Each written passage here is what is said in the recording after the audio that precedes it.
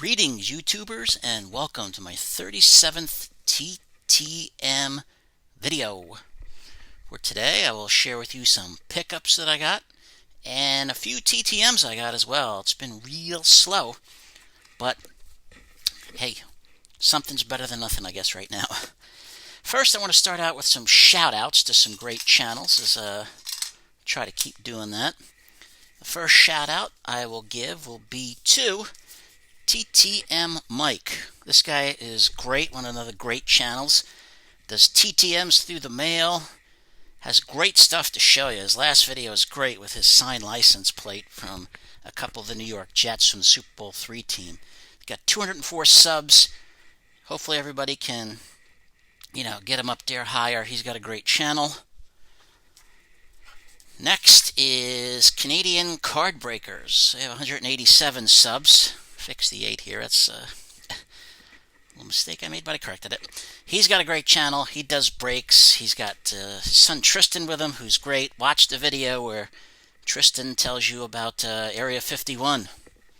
It was really good. I enjoyed that. So, another great channel. Check them out. And then there is Mets Rule, the Big D, Danny up there in Connecticut. He does great TTMs as well. 118 should be a lot higher because great info with it as well. So check out Mets Rule, great channel. And the fourth one we'll go with today is got another great channel, Klummps Kards. He's got 68 subscribers. He does TTMs as well. Great channel also, gives great information out. See if we can get him to 100 as well. Get everybody up there. It's the holidays. It's giving. Let's all give something. Spread it around. Share the wealth and all that good stuff. Just some notes I found out today from Sports Collectors Net. And also I saw on Facebook that Jim Cott has been sending things back. I saw that. People getting returned to senders on SCN. I saw on Facebook a post that Jim Cott's not signing anymore because I guess his family told him that people are sending in so many autographs, a lot of them aren't sending in donations, and they're seeing them sold on various sites for money.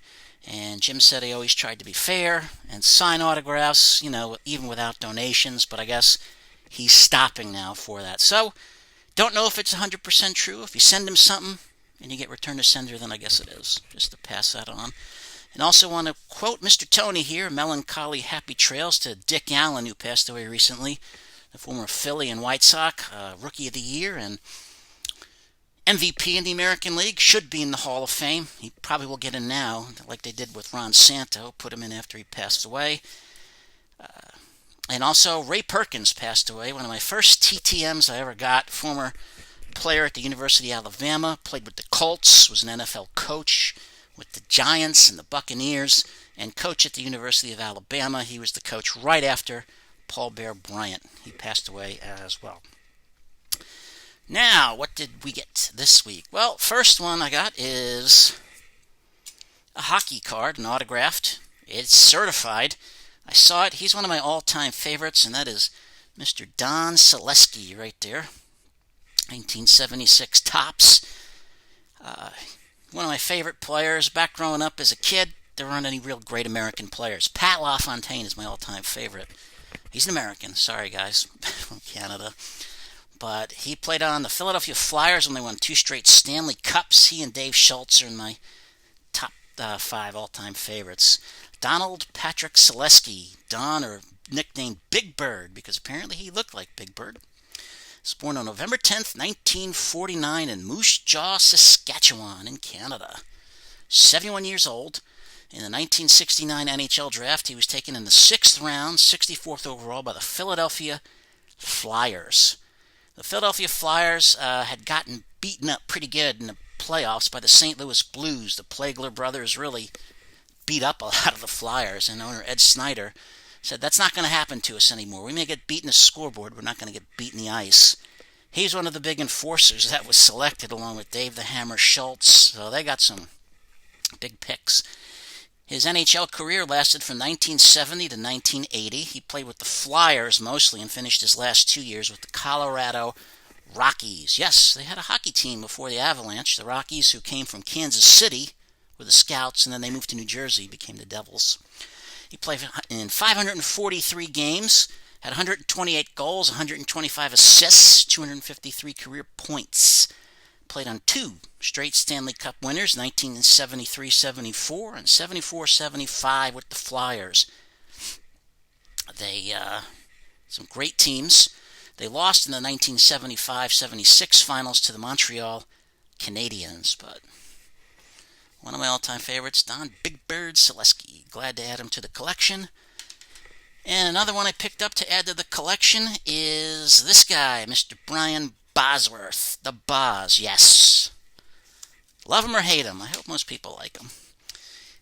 Brian Keith Bosworth, nicknamed the Boz, was born on March 9th, 1965 in Oklahoma City, Oklahoma. 55 years of age. Played at the University of Oklahoma from 1984 to 86. Was an All-American in 85 and 86. Played on the national championship team in 1985. Twice was the Butkus Award winner, and 3 times was All-Big 8. Missed his senior season because he'd failed a steroid test. If you ever saw the ESPN documentary Brian and the Boz, that's really good. In the 1987 NFL supplemental draft, he made himself available, and the Boz sent out letters to teams he didn't want to play for. Not playing for you, don't worry about it. Don't even bother wasting your pick. Well, he wanted to play for the LA Raiders, but the first pick in the supplemental draft was the Seattle Seahawks, a team he didn't want to play for. So they picked him anyway. And he eventually signed the biggest rookie contract in NFL history at that time, 10 years for $11 million. He played from 1987 to 89. When they were about to play the Denver Broncos in his rookie year, he trash-talked about John Elway, really gave it to him. 10,000 Denver fans showed up at Mile High Stadium wearing $15 t-shirts that said, "What's a Bosworth?" with a question mark, and the answer was nothing. Well, Brian Bosworth didn't care. Why? Because no one knew, outside of Brian, I guess, and maybe teammates, that Bosworth, his company, manufactured those t-shirts. He was making money off that, so I'm sure he was glad they were wearing it. But his most infamous game, I guess, came against the Raiders on Monday Night Football, I believe. He said he was going to contain Bo Jackson. Well, that didn't go over so well with Bo. There was a red zone play where Bo Jackson just ran in to the end zone, and Bosworth's holding on to him, trying to make a tackle. After the play, Bo Jackson supposedly told Brian Bosworth, "Next time, make sure you have bus fare." The Raiders won that game 37-14. Jackson ran for 221 yards and 3 touchdowns. So that's Bo Jackson. I don't think anybody could have stopped him. But Brian Bosworth retired in 1989 after a shoulder injury in 1988. The team doctor said that Brian was 25, but he had the shoulders of a 60-year-old man, so didn't have great shoulders. A lot of people call him a bust, which is really unfair because he got hurt. I mean, if he played consistently and really stunk, then I would have said, yeah, he was a terrible bust. But he's one of my all-time favorites. I met him at the CSA show in Virginia. He was really nice. His career, well, he had 4 sacks in his NFL career with 3 fumble recoveries. In 1999, Sports Illustrated's NCAA football all-century team, he was a member. Only one of 9 linebackers to make the team, and he's a member of the College Football Hall of Fame. And this one is numbered 47 of 99, so got it. Glad to add him to the collection. And also picked this up as well. This was a 1970 American League Championship Series program between the Orioles and the Twins. The Orioles, defending AL champs, beat the Twins the year before. They did it again that year and won the World Series, beat Cincinnati in the World Series. Now, TTM time. We got 3 of 3. Didn't sign the index card, no problemo. This came 13 days from Colorado. There was no fee. And this guy had a 1-game wonder, but he picked the right game. It was Super Bowl 22, and that's Mr. Timmy Smith. Signed that card there, the Super Bowl 22 card. Signed a ticket there. And also signed the Super Bowl Superman, another one to add to my collection of Super Bowl Supermen there. Timothy LaRae Smith, known as Timmy, was born on January 21st, 1964 in Hobbs, New Mexico. He's 56 years old. He graduated from high school in New Mexico with the state rushing record of 2,306 yards and a rushing record of 31 touchdowns. He got a scholarship to Texas Tech University in Lubbock. But he had injuries in his junior and senior year. He injured his knee in his junior year, and in his senior year, well, he was a fifth-year senior, he fractured his foot early in the season practice, so he missed most of that season. In the 1987 NFL Draft, he was picked in the 5th round with the 117th pick by Washington. His NFL career, he played for Washington from 87 to 88, and then with Dallas in 1990. He had a total of 602 rushing yards and 3 touchdowns in his career. But as I said, his biggest game came in Super Bowl 22 when Washington beat Denver 42-10, and I was so grateful that they beat him. I remember I bet everybody in my class Washington was going to win. Denver was the favorites. I was given 10 points. They thought I was nuts. And after the first quarter, it looked that way. Denver was up 10-0, but Washington came back for me. Timmy Smith set a then and still is Super Bowl rushing record of 204 yards, broke Marcus Allen's record when he set that a few years earlier against Washington. He also scored 2 touchdowns in the 42-10 win. He would have been Super Bowl MVP had not Doug Williams had such a great game. But he had a lot of injuries in his career, and there was a lot of suspicion of drug use that hurt him. He held out in 1988 in the camp, during camp, right after the Super Bowl year. He wanted a better contract. Well, he came into camp 25 pounds overweight, and he lost his starting position after about the 8th game. His totals that year, he had 155 carries with 470 yards and 3 touchdowns. In 1989, he turned down a $100,000 offer from the Dolphins, failed a physical with the Cardinals, and signed with the San Diego Chargers for $250,000. But he suffered a severe ankle sprain in training camp, and he was also seen with a suspected drug dealer, so the Chargers cut him. In 1990, he signed with the Cowboys, but was released after the season opener after he rushed for just 6 yards on 6 attempts. He tried out for the Baltimore CFL Stallions of the Canadian Football League when they had a franchise in Baltimore, but was cut before the season started. In 2005, he was arrested for allegedly trying to sell cocaine to an undercover Denver police officer.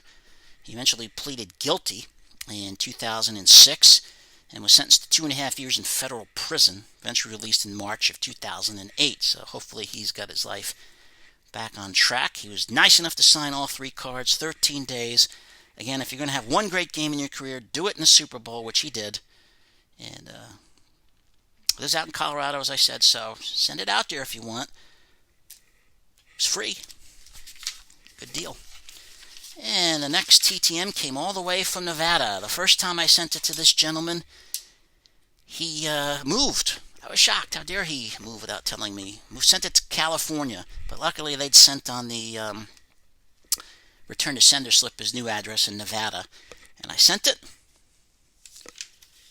Came back in 9 days, no fee from Nevada, and that is former college basketball great Steve Alford. Stephen Todd Alford, better known as Steve, born November 23rd, 1964 in Franklin, Indiana. While he was in high school, it was said he practiced so hard during his time there that he would wear out 6 or 7 nets a summer. As a high school freshman, he barely averaged a point per game, but by sophomore year, he was averaging over 18 points a game. By senior year, he was averaging 37.7 points per game and was known as Mr. Indiana, Mr. Basketball in Indiana, I should say. That was what he won. He played at the University of Indiana, IU, Indiana University, from 1983 to 87. Left as IU's all-time leading scorer with 2,438 points, which was eventually passed by Calbert Cheaney. He was the first person to be named Indiana's team MVP 4 times. In 1984, at the Los Angeles Olympics, the Summer Olympics there, he was on the gold medal-winning basketball team with his coach, Bobby Knight, as the head coach. To me, that was the original dream team because they had Michael Jordan from North Carolina, Patrick Ewing from Georgetown, Chris Mullin from St. John's, Get that out. Sam Perkins from North Carolina and Wayman Tisdale from Oklahoma. That was a really great team.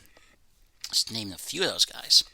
It was during the Olympic training camp that Michael Jordan bet him $100 he wouldn't last 4 years on Bobby Knight's Indiana team, which he did. In 1987, he was a member of the Indiana National Championship team when they defeated Syracuse on a last-second shot by Keith Smart. In the 87 NBA draft, he was selected with the 26th pick in the second round by the Dallas Mavericks. Many Indiana fans thought the Pacers were going to select this guy in the first round, but they didn't. Who did they select? Yeah, a better player. Reggie Miller was the guy they selected, and even Steve Alford said he had a better career. No need for me to be upset about that. Indiana fans were really upset at the beginning. He played from 1987 to 1991, 2 different stints with the Mavericks and one with the Golden State Warriors from 1988 to 89. He started just 3 games in his NBA career, scored 744 points with 176 assists, and had an 87% free throw shooting percentage. After his career was over, he coached. Started out at North Manchester, Division III school in Indiana, then went on to Southwest Missouri State, the University of Iowa, New Mexico, UCLA, and is currently the head coach of Nevada. University of Nevada, there in Reno. As I said, he was an NCAA champ in 1987, 2-time first-team All-American, 3-time first-team All-Big Ten, and was the Big Ten MVP in 1987. As a coach, he won the Pac-12 tournament in 2014, twice was the Big Ten tournament champ, 4 times was the Missouri, 4 times was the Mountain West Conference regular season champ, and 3 times was the Mountain West Coach of the Year. As a coach, he has 608 wins, 310 losses. He's won 66% of his games. He put my name on there. Don't mind that at all. He said, to Ed, God bless Steve Alford, and I did ask him to put 1987 NCAA champs, which he kindly did. So, second time was the charm with Steve Alford again. It was free. 9 days, took no fee. So, thank you, Coach Alford. And the final one is, yes, keeps the baseball streak going. I got one. This one is from Mr. John Matlack. Took 12 days. I sent $5. He lives up in New York State. Jonathan T. Matlack, better known as John, Jon, born January 19th, 1950 in Westchester, Pennsylvania. He was 17 years old in 1967 when the New York Mets selected him 4th overall in that year's Major League Draft out of Henderson High School in Pennsylvania.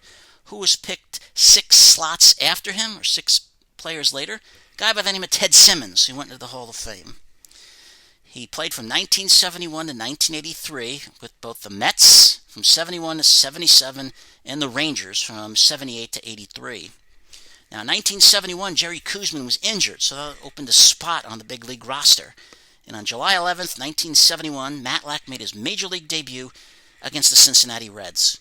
He was in line to win the game after 7 innings, but the Mets bullpen blew it. It was a blown save, and a guy by the name of Tom Seaver participated in that blown save as well. So he got a no decision.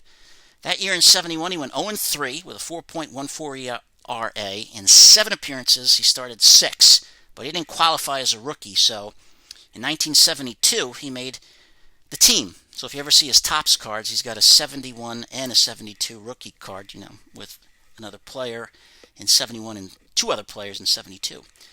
In 72, he started off 6-0 with a 1.95 ERA for the first 2 months and ended the season 15-10 with a 2.32 ERA and was named National League Rookie of the Year.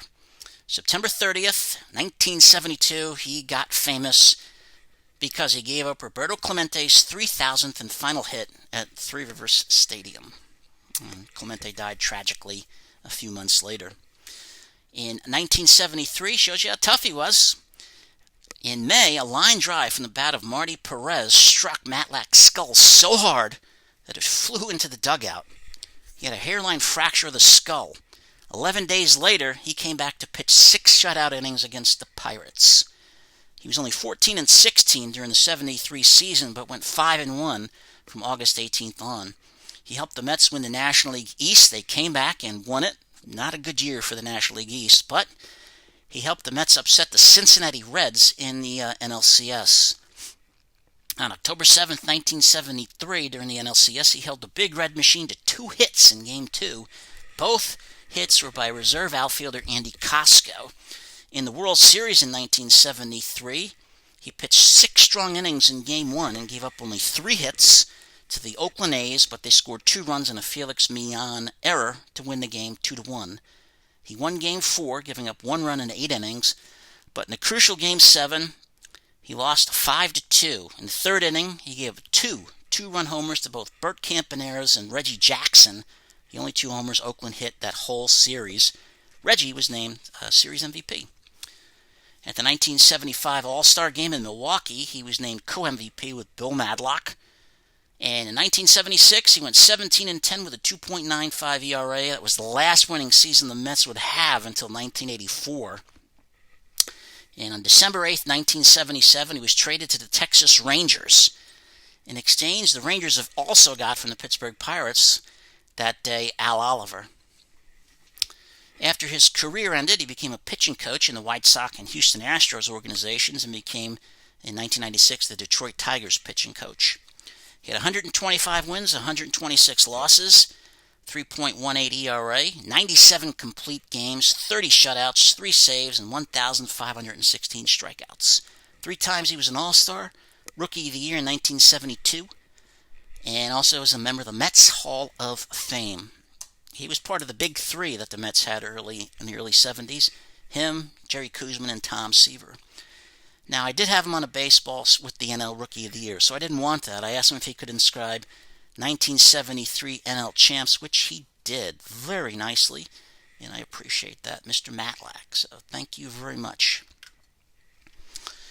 And that is it for today. I just want to remind everyone it's late on a Saturday, as I got back late. But the contests that I'm running will end tomorrow. I'll make it Sunday. I was going to make it tonight at 11:59, but Sunday's the last day if you want to enter. And then Tuesday we're going to have the drawing. Again, how it will work is I asked everybody to list their 5, favorite prizes from there. We'll have the drawing. If you win one prize, you get that prize, but you'll be removed from the other ones because I really want everyone to at least try to get as many people that I can to get one prize, and not win all 10. So hopefully you'll get something good. I appreciate everybody's support. Everybody, great comments. Trying to get back to everybody as best I can. And hopefully you'll enjoy the contest and win some good prizes. So I want to thank everyone for watching. If you are new to the channel, if you like it, please subscribe. And if you don't like it, I always say, please subscribe anyway. You might like something down the line. Hit the bell so you can get notified of my long-winded videos, as I've told some people who have sent me some emails. That's all right. I take all kinds of comments.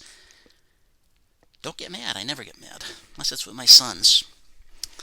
But leave comments. I always like to, get back to people. I hope everybody's doing well in these difficult times. I hope everyone's having a good holiday season as well. Stay safe, and I want to say good night, Michigan.